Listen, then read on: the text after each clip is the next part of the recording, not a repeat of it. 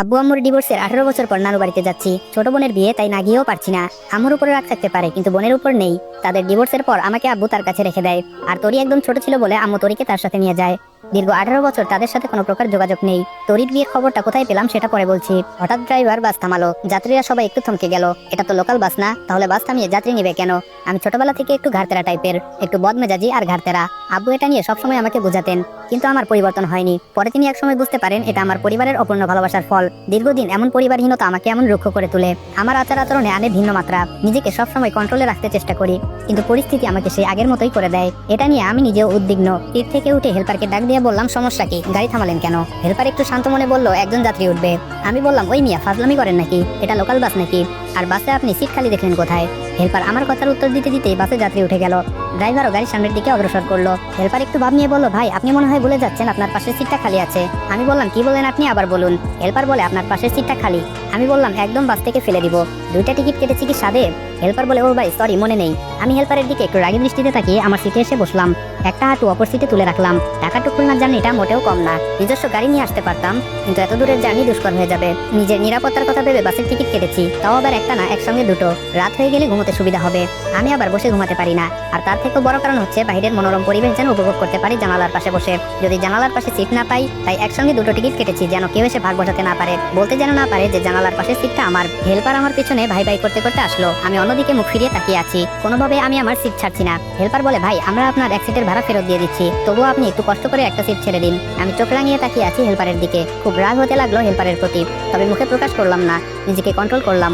ভাই ভাই please please. আমি বললাম, আপনি প্লিজ সামনে থেকে সরে যান, রেগে গেলে কিন্তু খারাপ কিছু হবে। হেল্পার বলল, ভাই ভুল তো মানুষের হয়, আপনি একটু বোঝার চেষ্টা করুন। আমি বললাম, খুব খারাপ হবে কিন্তু, আমার সমস্যা আছে দেখে আমি 2টা সিট বুকিং করেছি।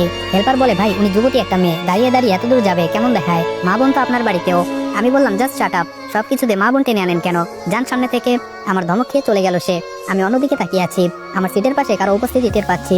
সিটের উপর হাত রেখে দাঁড়িয়ে আছে। বুঝতে বাকি নেই অনাকাঙ্ক্ষিত যাত্রী। সে যেই হোক, আমার সিট ছাড়তে আমি অসম্মত।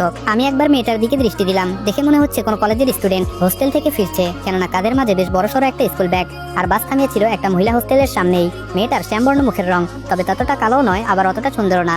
তবে মুখের মাঝে আছে অজস্র মায়ের বসবাস। শ্যামলা মেয়েরা এমনিতেই অনেক মায়াবী হয়। আমি অবশ্য কাউকে বাস্তবে তেমন দৃষ্টিভঙ্গিতে দেখিনি। বিদেশে সাদা চামড়ার মানুষ দেখতে দেখতে অভ্যস্ত, তাই এই শ্যামলা চেহারার মায়াবতী কখনো তেমন ভাবে দেখা হয়নি।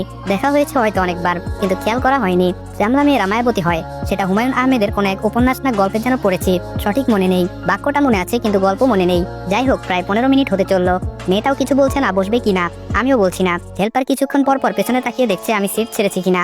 আমার দৃষ্টি বরাবর হলে আবার অন্যদিকে তাকিয়ে ফেলে। আশেপাশে তাকিয়ে দেখলাম অনেক যুবক আর মাঝবয়সের লোক মেয়েটাকে চোখ দিয়ে গিলে খাচ্ছে। এই বিষয়টা নিতে পারলাম না। সমাজটা আজ নষ্ট হয়ে গেছে। একটা মেয়ে একলা নিরাপদ নয়। দুষ্ট লোকদের লোভাতুর দৃষ্টি মেয়েদের উপর পড়বেই। সিট থেকে পা নামিয়ে ইশারা করলাম সিটে বসার জন্য, কিন্তু সে সোজা হয়ে দাঁড়িয়ে আছে আমার দিকে তাকিয়ে। মনে হচ্ছে কি যেন বলবে। আমি বললাম, কি হলো? মেয়েটি বলল, ভাইয়া যদি কিছু মনে না করেন একটা কথা বলতাম। আমি বললাম, মনে করার হলে অবশ্যই করব। মেয়েটি বলে, তাহলে দাঁড়িয়ে থাকি। আমি বললাম, দাঁড়িয়ে থাকতে ভালো লাগলে দাঁড়িয়ে থাকুন, আমার এত মাথা ব্যথা নেই। একটু পর আবার মেয়েটা বলল, ভাইয়া জানালার পাশের সিটটা কি পাবো? না মানে যদি কিছু মনে না করেন। আপনি যে পরিমাণ রাগী, ভয় পাচ্ছিলাম। কি ভেবে যেন সিটটা ছেড়ে দিলাম সঠিক বুঝতে পারলাম না। মেয়েটাও সেটা আমার থেকে অ্যাকসেপ্ট করেনি। মনে করেছিল আমি অনেক কথা শুনিয়ে দিব। আমি উঠে গিয়ে মেয়েটাকে বসতে দিলাম জানালার পাশে। সে খানিকক্ষণ আমার মুখের দিকে তাকিয়ে রইল। আমি বললাম, বসবেন নাকি আমি বসবো? মেয়েটি বলল, না না বসতেছি। বিপরীত পাশে বসে আছি। এখন অবশ্য আফসোস হচ্ছে, সিটটা কেন ছাড়লাম। একদম উচিত হয়নি সিটটা ছাড়ার। নিজের 5 আঙ্গুল মুষ্টি চেপে রাগ কন্ট্রোল করলাম। একবার রাগ কন্ট্রোল না করতে করতে আবার আরেকটা ঘটনা ঘটলো। হেল্পার এসে মেয়েটাকে বললো, ভাড়া দেন। আমি হেল্পারের দিকে তাকিয়ে রইলাম। বাসের হেল্পার ছিল একটু কম বয়সী। বয়স কত আর 19-20 হবে হয়তো। এই পেশায় সে নতুন, তার আচরণে বোঝা যাচ্ছে। আমাকে সে প্রচন্ড ভয় পাচ্ছে সেই ঘটনার পর থেকে। যাই হোক, আমি ছেলেটির উদ্দেশ্যে বললাম, একটা সিটের ভাড়া কতবার দেওয়া লাগে? হেল্পার বলে, না মানে ওনার থেকে ভাড়াটা নিয়েই আপনাকে দিতাম। আমি বললাম, তোমাকে কিছু করতে হবে না, যাও এখান থেকে। আর হ্যাঁ, কতক্ষণ লাগতে পারে খুলনা পৌঁছাতে? হেল্পার বলে, 3-4 ঘন্টা তো লাগবেই। আমি বললাম, ঠিক আছে।